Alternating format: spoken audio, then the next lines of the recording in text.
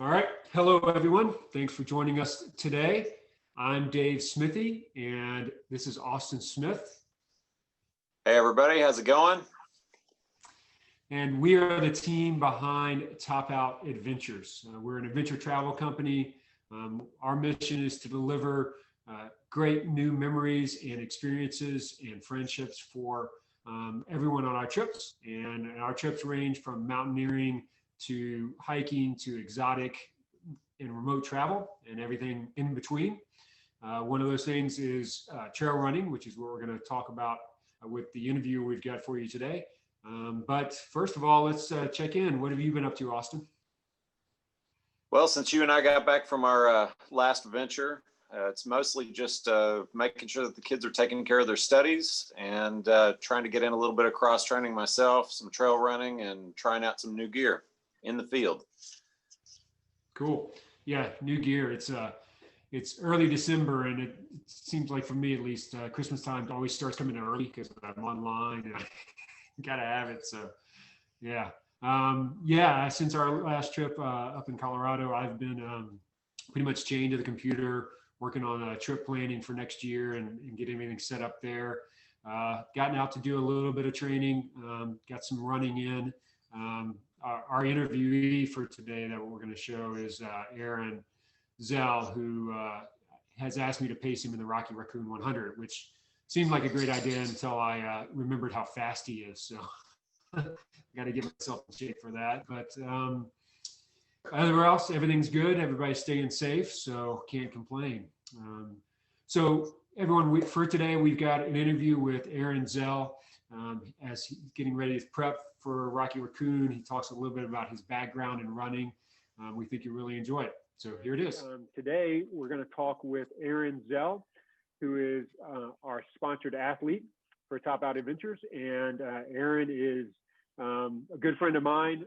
He and I have been on the trails together, and he is currently looking at the Rocky Raccoon 100. So we'll talk about how he's doing and what's going on. So you want to say hello, Aaron? Hey, nice to be here. Thanks for having me. Absolutely. We're glad to have you. You want to first tell the story of how we met? You remember? Yeah, we were at, I forget what hotel it was, but we both simultaneously jumped in the elevator at the same time at like 6 o'clock in the morning, and it was like we both kind of looked at each other and were like, "You must be a runner. You must be a runner. We're probably going to the same race in Mexico." And sure enough, we were in El Paso, Texas, in a random hotel in an elevator, and we just knew that both of us were both on our way to Urique to do the Caballo Blanco 50 miler. And sure enough, that's how it was. And then we spent how many hours crammed in a little hatchback with questionable shocks, as I remember. It was a long drive. It was a very long drive, but it was also really pretty.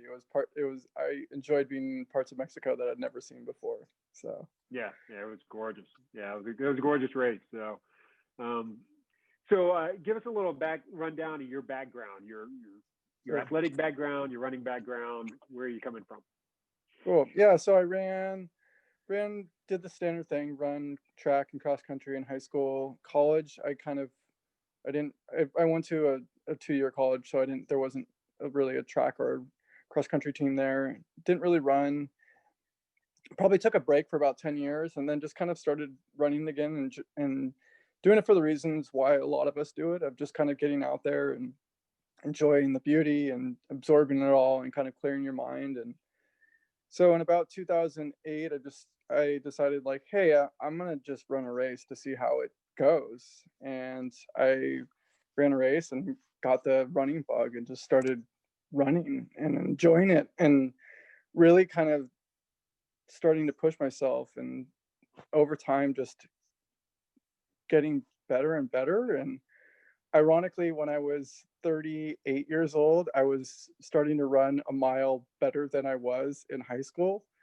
And so it was kind of a shock to me to be doing that well at 38 years old. And I kept pushing, and in high school I could run a 5:24 mile, and at 38 years old, I was running a 4:52 mile. So it it really it just shocked me that I could do so well so late in life. And eventually I got to the point where I was at my peak with running, and I realized I couldn't go any faster at that point. That's a small other story, which is, Okay. we could jump into that at some point. It's kind of a funny story. There's a reason why you shouldn't register under somebody else's name. But I realized that I wasn't going to get any faster, and that was kind of like disappointing. I mean, I guess at 40 years old, you can't really be too disappointed that you're not going to be running faster than you have all your life. And that's kind of where the ultra kind of thing came into play. I mean, it was definitely on my radar, but I hadn't been running any ultra races. And so the idea of, hey, let me try this. You know, what's an extra 5 miles added onto a marathon? You know, basically going the distance of a marathon to a 50K. And you know, one loop around Manhattan was where I was living at the time is basically 50K. And so that's kind of where it started, and it evolves from there. And as of right now, it's continuing to evolve. I'm about to do my first 100 miler, and excited and nervous for it at the same time. Awesome. So what's your longest distance race so far? So I was signed up to do a 100-mile race in New York City this last summer. And as with everything that has happened with COVID, of course, it was canceled. So I didn't know what I wanted to do. I knew I wanted to do something. And I kind of thought of like, oh, maybe I'll run the race. I live in New York City. Why not like just run the whole course?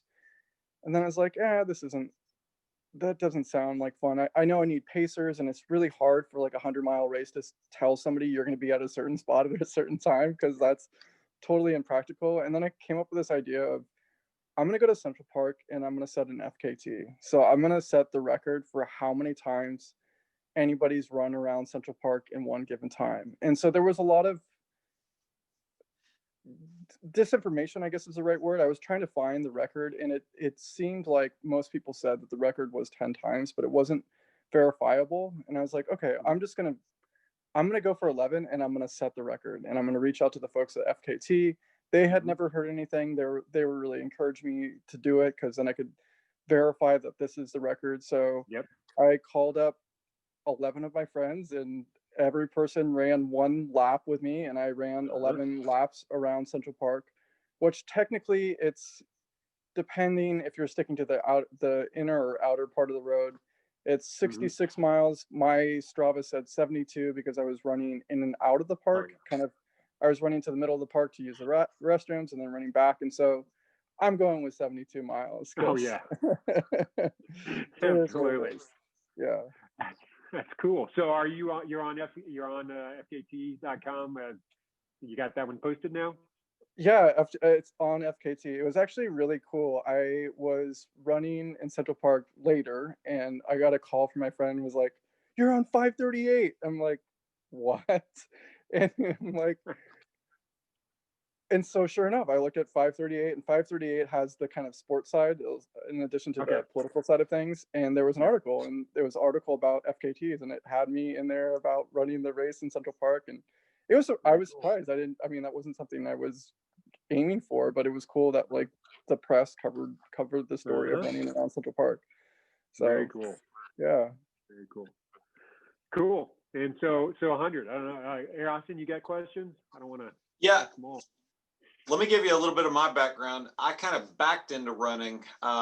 It wasn't natural for me, and I started doing it to help me with my mountaineering love, and using running as a way for me to increase my mental limits and my physical limits so that I could do what I really love doing.